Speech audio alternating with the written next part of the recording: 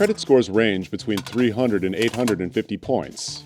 If yours is between 601 and 659, it's below average, rated as fair by both FICO and VantageScore.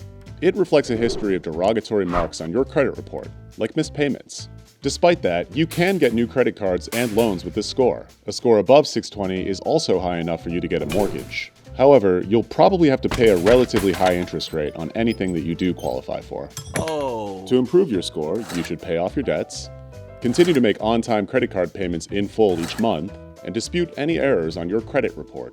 To check for errors, go to annualcreditreport.com to request yours once a year for free from the 3 main credit bureaus: Experian, Equifax, and TransUnion.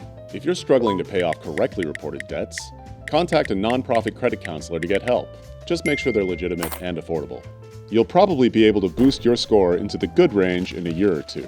In the meantime, any unsecured credit or loans that you qualify for will probably have relatively high interest rates.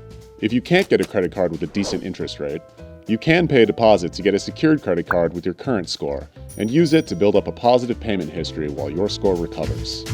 To take the next step towards better finances, watch these videos.